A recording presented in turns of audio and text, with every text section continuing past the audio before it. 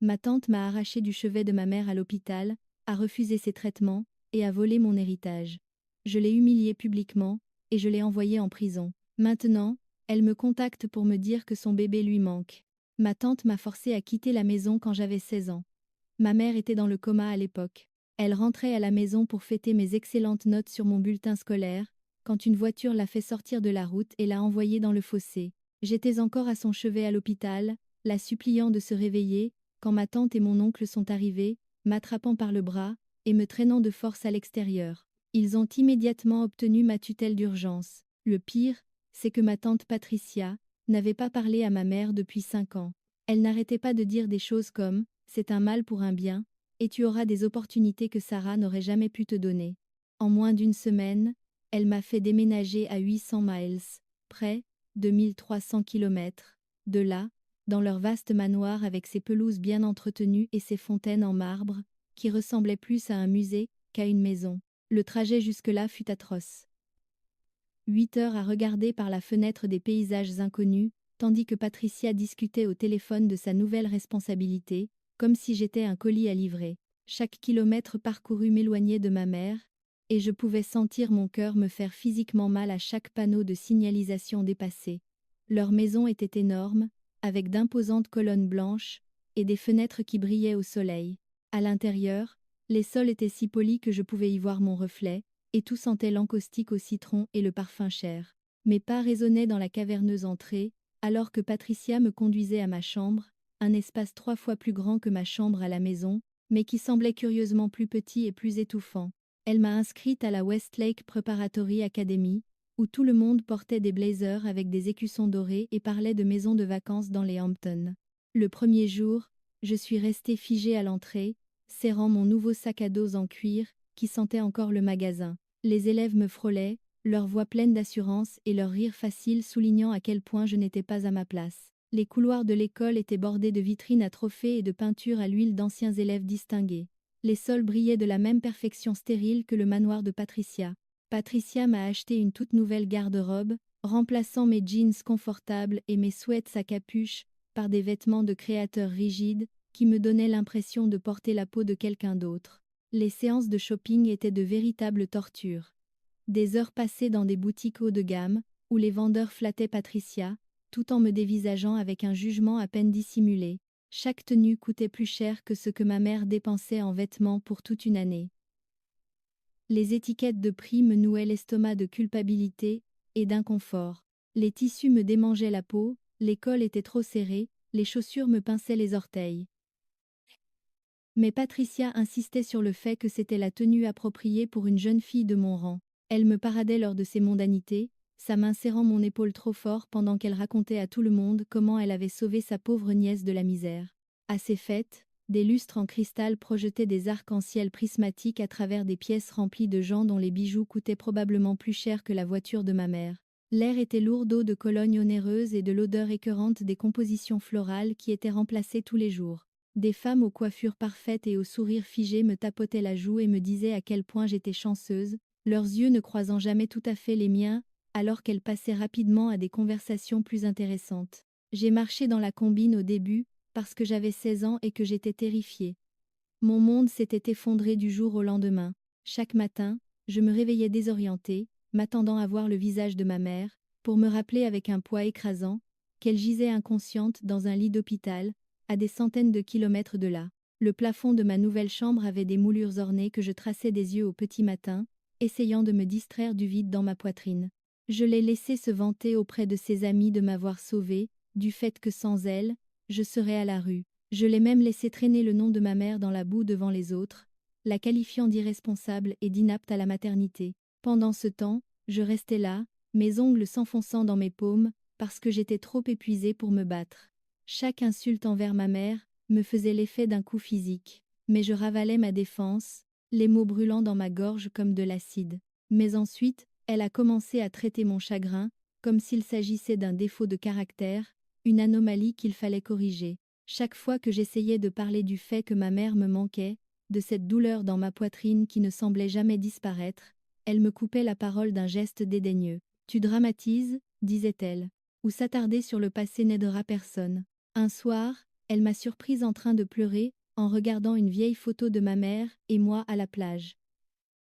Nos visages brûlés par le soleil et heureux, le sable collant encore à nos épaules. Patricia m'a arraché la photo des mains, ses ongles manucurés, m'égratignant la peau. Ce n'est pas sain, a-t-elle déclaré en glissant la photo dans sa poche. Tu dois te concentrer sur ton avenir, pas te complaire dans les souvenirs. La perte de cette photo a été comme si je perdais un morceau de ma mère une seconde fois, et j'ai pleuré silencieusement dans mon oreiller cette nuit-là, étouffant le son avec ma main pour que Patricia n'entende pas. C'est face à ce froid mépris pour ma douleur que j'ai su que quelque chose devait changer. Alors, j'ai fait quelque chose pour moi, et j'ai commencé à faire du bénévolat à l'hôpital pour enfants par le biais de l'école. L'hôpital sentait l'antiseptique et le désodorisant artificiel à la cérise, mais je m'y sentais curieusement plus chez moi que je ne l'avais jamais été dans le manoir de Patricia. Les lumières fluorescentes bourdonnaient au-dessus de ma tête, et les sols en lino grinçaient sous mes chaussures. Mais il y avait là une chaleur qui manquait au couloir de marbre de Patricia. Travailler avec des enfants dont les parents étaient malades m'a rappelé qui j'étais vraiment, et m'a aidé à nouer des liens avec quelque chose de réel. Ces enfants, avec leurs sourires courageux et leurs yeux effrayés, avaient besoin de quelqu'un qui les comprenait. Et je me suis enfin sentie utile, au lieu d'être comme un trophée que Patricia exhibait lors des déjeuners de son country club.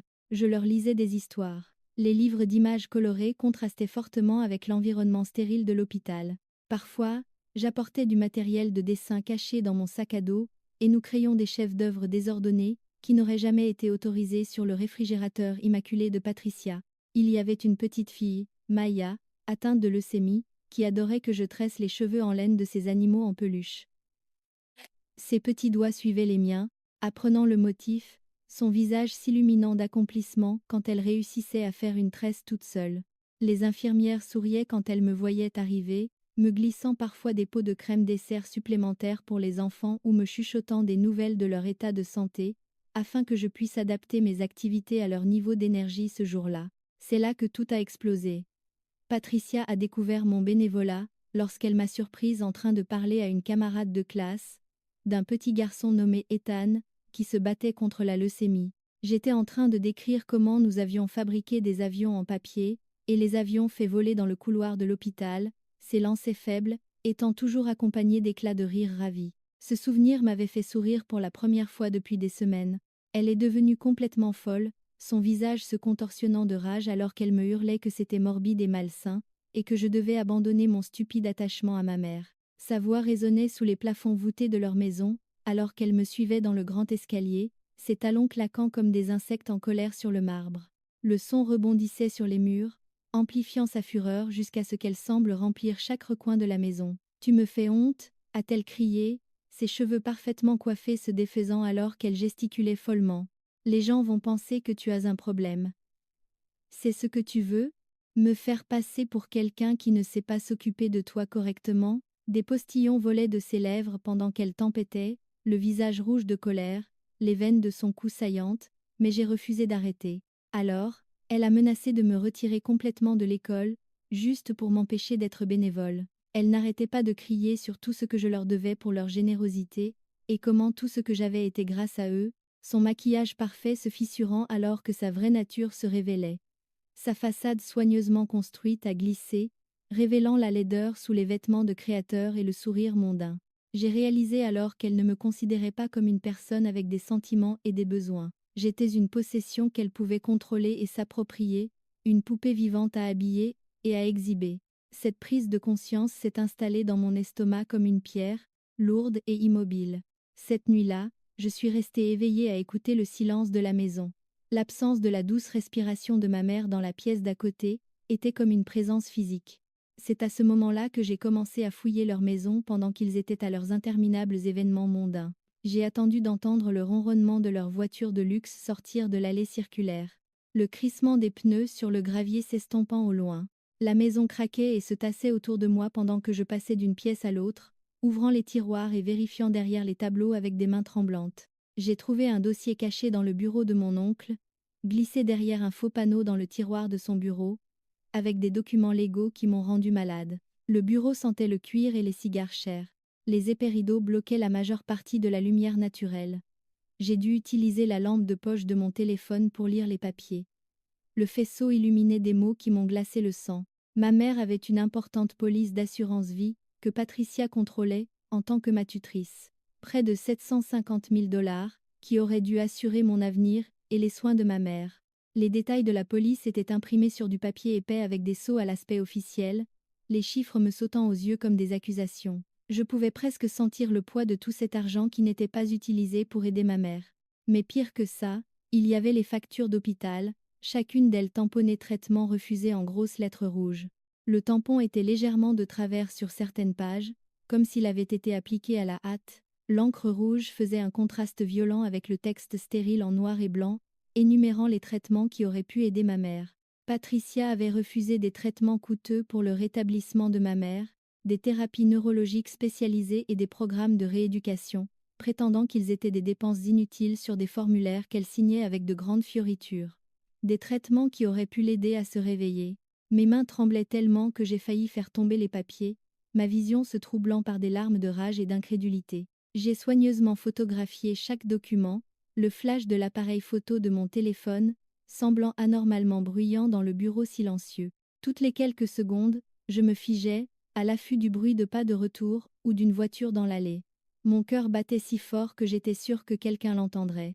Elle laissait littéralement ma mère souffrir dans le coma, pour économiser de l'argent, tout en m'achetant des vêtements de marque, et en se vantant d'être une héroïne.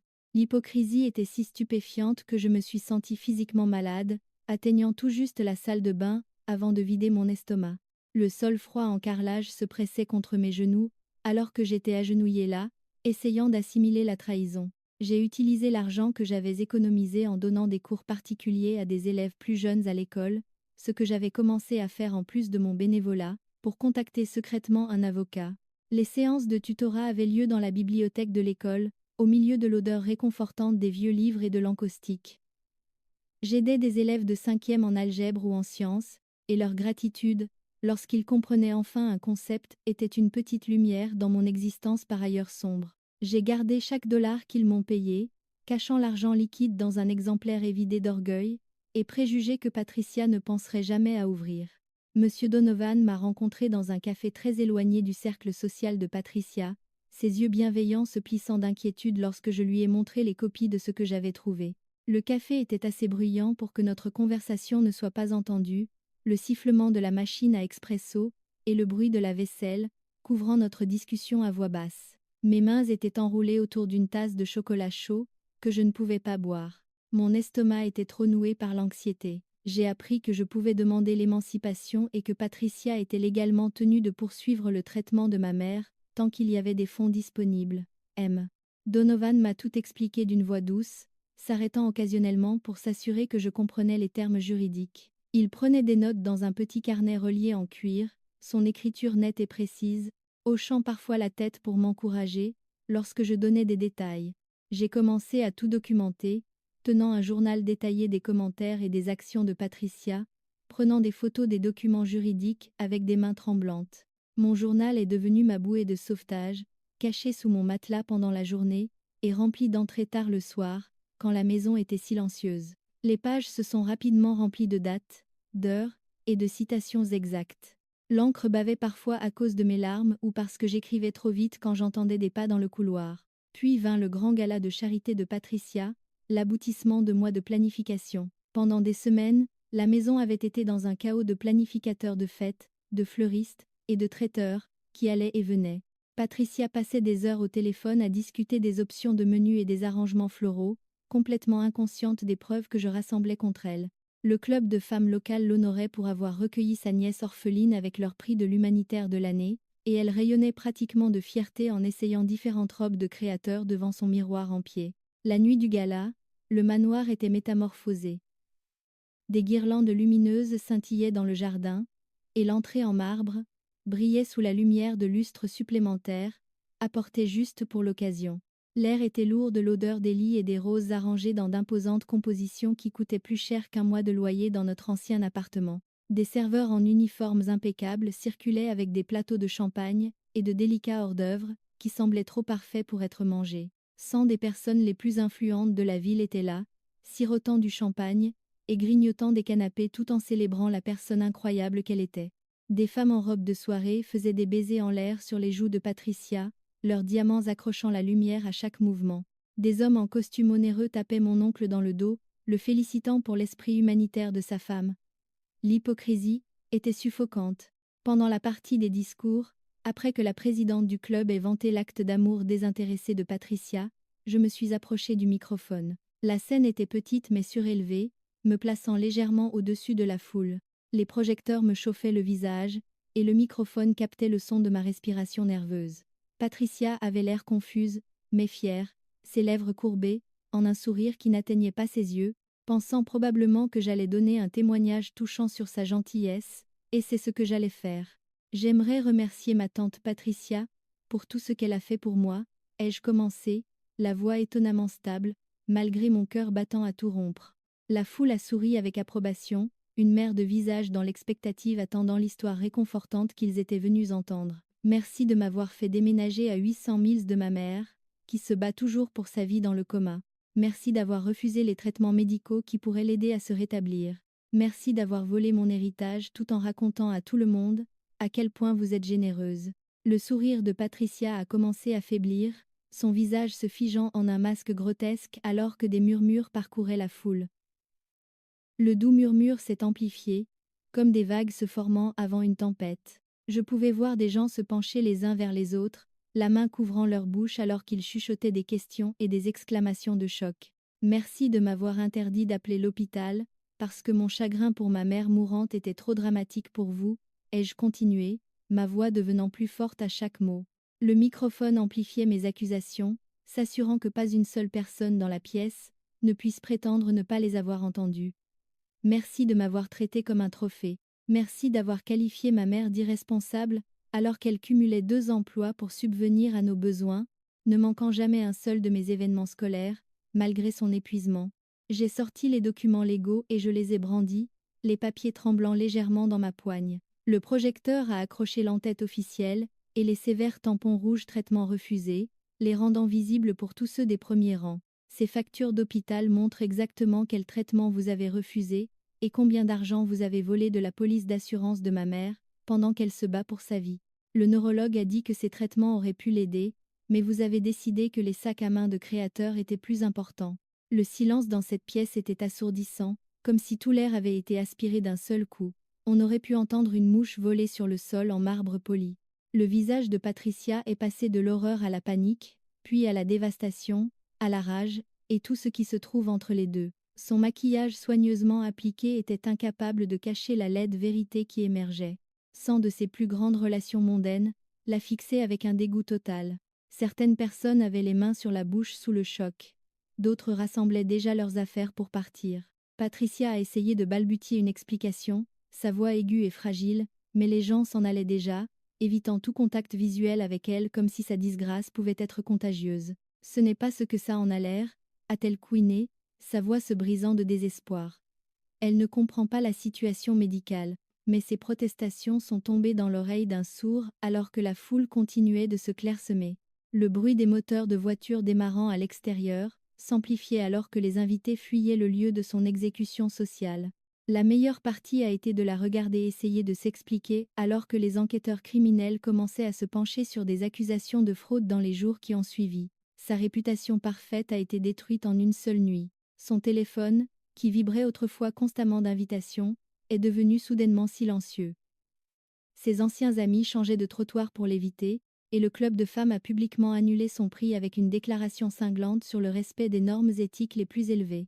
Mais l'histoire ne s'arrête pas là, car la semaine dernière, je rendais visite à ma mère, tenant sa main inerte et lui racontant ma journée comme je le faisais toujours, quand une infirmière a mentionné quelque chose qui m'a glacé le sang. La chambre d'hôpital était calme, à l'exception du bip régulier des moniteurs et du doux souffle du ventilateur qui aidait ma mère à respirer. La lumière du soleil filtrait à travers les fins rideaux, projetant des motifs sur le sol en lino, alors que j'étais assise sur l'inconfortable chaise en plastique, qui m'était devenue aussi familière que mon propre lit. Elle a dit « C'est tellement bizarre que ta tante ait été ici, la nuit de l'accident. Elle est arrivée environ 20 minutes, avant même que l'ambulance ne reçoive l'appel. » Le commentaire désinvolte de l'infirmière a atterri comme une bombe dans la chambre paisible. Les implications étaient immédiatement claires malgré son ton neutre. Je me suis figée, ma main serrant les doigts inertes de ma mère si fort que mes jointures sont devenues blanches. L'infirmière continuait à organiser les fournitures, totalement inconsciente de la bombe qu'elle venait de lâcher. « Qu'est-ce que vous venez de dire ?» L'infirmière, Marcy, selon son badge, a levé les yeux du chariot de médicaments qu'elle réapprovisionnait. « Oh, ta tante. Elle était ici cette nuit-là. Je m'en souviens parce qu'elle était tellement bouleversée, elle faisait les 100 pas dans la salle d'attente, avant même qu'il n'amène ta mère. » Mon esprit s'est emballé, les pensées se percutant comme des voitures dans un carambolage. Comment Patricia avait-elle pu être à l'hôpital avant l'ambulance, avant même que quiconque ne soit au courant de l'accident? Cela n'avait aucun sens à moins qu'elle ne sache déjà que cela allait arriver. Cette prise de conscience m'a retourné l'estomac, la bile montant dans ma gorge alors que les pièces du puzzle s'emboîtaient. « Êtes-vous absolument sûr de l'heure ?» ai-je demandé, essayant de garder la voix stable, tandis que mon cœur tambourinait contre mes côtes. J'avais besoin d'être certaine avant de porter cette information à la police. Il ne pouvait y avoir aucun doute. Marcy a hoché la tête, ses cheveux bouclés, rebondissant légèrement. Positive. Je commençais mon service. Elle était déjà là à 20h40, mais l'ambulance n'est arrivée qu'après 20h01. Je me souviens avoir regardé l'horloge parce que je devais finir à 21h, mais je suis restée pour aider avec le traumatisme qui arrivait. Elle a continué à ranger ses affaires, ignorante que son observation désinvolte venait de rouvrir grand le dossier. Je l'ai remerciée, et j'ai attendu qu'elle quitte la pièce, avant de sortir mon téléphone avec des mains tremblantes. J'ai appelé l'inspecteur Ramirez, qui s'occupait de l'enquête pour fraude contre Patricia.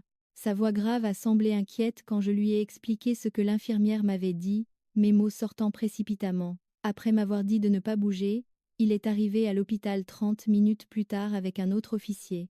Ils ont interrogé Marcy et vérifié les images de sécurité de l'hôpital, pendant que j'étais assise près du lit de ma mère, lui caressant les cheveux et lui chuchotant que je découvrirais la vérité. Le bureau de la sécurité était petit et exigu, rempli d'écrans montrant différentes zones de l'hôpital. Les images de cette nuit-là étaient granuleuses, mais assez claires pour voir Patricia arriver à l'heure que Marcy avait mentionnée. Son manteau de créateur et ses cheveux parfaitement coiffés étaient indéniables, même sur la vidéo de basse qualité. L'horodatage l'a confirmé. Patricia est arrivée à 20h37, mais l'appel de l'ambulance n'a été enregistré qu'à 20h58.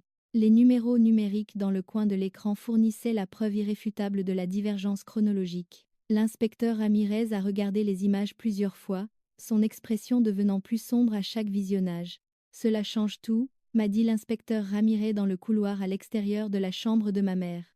Son visage habituellement stoïque montrant une véritable inquiétude. Sa voix était basse, soucieuse du personnel hospitalier et des visiteurs de passage. Nous devons maintenant nous pencher sur l'accident lui-même. Il ne s'agit plus seulement de fraude financière. Au cours de la semaine suivante, l'enquête s'est considérablement élargie. Je suis restée avec mon ancienne conseillère d'orientation, Madame Chen, qui m'a offert une place après l'incident du gala. Son modeste appartement, avec son odeur de thé au jasmin et ses murs tapissés de livres, me semblait plus être un foyer que le manoir de Patricia ne l'avait jamais été. Le salon était petit mais douillet, avec des plaids doux et des coussins qui invitaient à s'y enfoncer. Madame Chen préparait de vrais repas faits maison que nous mangions à une vraie table à manger, discutant de nos journées comme des personnes normales, au lieu de nous donner en spectacle devant un public d'arrivistes. La police a visionné les caméras de circulation près du lieu de l'accident, et a interrogé à nouveau les témoins, reconstituant ce qui s'était réellement passé cette nuit-là. Les officiers sont retournés sur les lieux de l'accident, prenant de nouvelles mesures et photographies à la lumière de la chronologie suspecte. Le fossé où la voiture de ma mère avait fini sa course portait encore les cicatrices de l'impact. Des éclats de verre brisés scintillaient dans la terre même des mois plus tard. La percée est venue lorsqu'ils ont trouvé la caméra de sécurité d'une station-service qui avait capturé un SUV noir correspondant à celui de mon oncle, suivant la voiture de ma mère juste avant l'accident. Les images n'étaient pas assez nettes pour identifier le conducteur, mais c'était suffisant pour des mandats de perquisition. La vidéo granuleuse montrait le SUV gardant une distance constante derrière la berline de ma mère, comme un prédateur traquant sa proie. Lorsqu'ils ont fouillé le garage de ma tante et de mon oncle, ils ont trouvé des dommages sur leur SUV qui avait été réparé à la hâte avec de la peinture fraîche qui ne correspondait pas tout à fait à la couleur d'origine. Les échantillons de peinture correspondaient à la voiture de ma mère, de minuscules éclats de preuves qui racontaient une histoire horrifiante. Les détectives ont photographié chaque centimètre du véhicule, en se concentrant sur le pare-choc avant, où la nouvelle peinture était légèrement différente en texture et en brillance par rapport à l'original. Mais la preuve la plus accablante venait de leur téléphone. L'inspecteur Ramirez m'a appelé au poste pour m'expliquer ce qu'ils avaient trouvé. Son bureau sentait le café et le papier, alors qu'il glissait un document sur le bureau. Le commissariat était animé, les téléphones sonnaient, et les policiers se déplaçaient dans les couloirs avec détermination, mais son bureau offrait un espace calme pour cette conversation difficile. Nous avons récupéré des SMS supprimés entre votre tante et votre oncle cette nuit-là, a-t-il dit, l'expression grave. Les messages m'ont rendu malade, chaque mot comme un coup de poing dans l'estomac. Kins. Patricia. C'est fait. Dix oncle. Oui, je me dirige vers l'hôpital comme prévu. Dix oui. Patricia. Parfait. Je te retrouve là-bas. Assure-toi que personne ne te voit. Il y avait d'autres messages s'étalant sur des mois avant l'accident, discutant de leur plan dans un langage codé, qui devenait clair en contexte. Patricia avait suivi l'emploi du temps de ma mère, sachant qu'elle rentrerait à la maison ce soir-là pour fêter mes notes. Les messages révélaient un complot calculé, qui était en préparation depuis des semaines, avec des références à la planification de l'itinéraire, et au timing, qui ne laissait aucun doute sur leurs intentions. Mais pourquoi ? Ai-je demandé, la voix brisée, tandis que les larmes brouillaient ma vue. Pourquoi lui ferait-il ça ? La question me hantait depuis que j'avais commencé à soupçonner leur implication. Qu'est-ce qui pouvait bien pousser quelqu'un à un acte aussi horrible contre sa propre famille ? L'inspecteur a soupiré en se frottant le front. Nous avons trouvé des journaux intimes dans le bureau privé de votre tante. Elle était obsédée par l'idée d'avoir une fille depuis des années. Apparemment, elle ne peut pas avoir d'enfant. Il a poussé la photocopie d'une page de journal intime vers moi. L'écriture fluide de Patricia remplissait la page de fantasmes troublants sur le fait de me sauver de ma mère et de créer la relation mère-fille parfaite. Ça m'a frappé alors comme une vague d'eau glacée. Tous ces commentaires sur le fait que j'étais sa fille maintenant, et le mal pour un bien. Patricia ne voulait pas seulement contrôler l'argent de ma mère. Elle me voulait. Elle voulait une fille pour parfaire son image parfaite. Et ma mère était sur son chemin. Cette révélation m'a rendu physiquement malade, et l'inspecteur Ramirez a rapidement poussé une poubelle vers moi, alors que j'avais des hauts le cœur. Patricia et mon oncle ont tous deux été arrêtés ce jour-là, emmenés menottés sous les flashs des caméras d'actualité. Les chefs d'accusation sont passés de la fraude à la tentative de meurtre. Leur réputation parfaite a été complètement anéantie lorsque l'histoire est passée aux informations locales. Leurs amis riches qui les avaient autrefois célébrés faisaient désormais semblant de ne jamais les avoir connus, changeant de trottoir pour éviter les journalistes demandant des commentaires. La fraude étant exposée, le tribunal m'a nommé une autre tutrice, la colocataire d'université de ma mère, Hélène, et a débloqué les fonds de l'assurance de ma mère, pour qu'elle reçoive un traitement approprié. Hélène était tout ce que Patricia n'était pas. Chaleureuse, authentique, et respectueuse de ma relation avec ma mère. Sa petite maison avait des meubles dépareillés et des photos de famille recouvrant le réfrigérateur. La cuisine sentait toujours quelque chose de fait maison et de délicieux. Les médecins lui ont fait commencer les thérapies que Patricia lui avait refusées. Des traitements neurologiques spécialisés, qui pourraient l'aider à reprendre conscience. J'ai regardé pendant qu'ils administraient les premiers traitements, l'espoir fleurissant dans ma poitrine pour la première fois depuis des mois. L'équipe médicale a expliqué chaque procédure avec soin, utilisant les fonds qui étaient enfin disponibles pour donner à ma mère les meilleures chances de guérison. 3 mois ont passé dans un flou de visites à l'hôpital et de procédures judiciaires. Je suis retournée dans notre ville natale, logeant chez Hélène pendant que je terminais l'école. Je rendais visite à ma mère tous les jours, lui parlant, lui lisant des histoires, lui jouant ses chansons préférées des Beatles, sur mon téléphone. Les médecins disaient que son activité cérébrale augmentait, mais qu'ils ne pouvaient pas promettre qu'elle se réveillerait. Puis un après-midi, alors que j'étais assise à faire mes devoirs près de son lit, le rythme régulier de sa respiration, servant de doux bruit de fond, j'ai senti ses doigts trembler dans les miens. J'ai levé les yeux pour voir ses paupières papilloter. De minuscules mouvements qui ont fait s'emballer mon cœur, le crayon que je tenais est tombé par terre alors que je me penchais en avant, osant à peine respirer. « Maman » ai-je chuchoté, osant à peine espérer après tant de mois de silence. Ses yeux se sont ouverts lentement, flous au début, puis trouvant peu à peu mon visage. La reconnaissance a pointé dans ses yeux, une étincelle de conscience qui manquait depuis si longtemps. « Salut ma chérie », a-t-elle murmuré, la voix éraillée par le manque d'usage. J'ai éclaté en sanglots, serrant sa main, tandis que les infirmières accouraient, alertées par le changement de ses signes vitaux. La chambre s'est soudain remplie de personnel médical. Leurs voix excitées et leurs mouvements précipités n'étaient qu'un flou autour de nous, alors que je me concentrais uniquement sur le visage de ma mère, ses yeux enfin ouverts et conscients. Les médecins ont fait des examens, vérifié ses réactions, et expliqué qu'elle aurait besoin d'une longue rééducation. Mais le pire était passé. Elle était de retour. Chaque jour apportait de nouveaux progrès.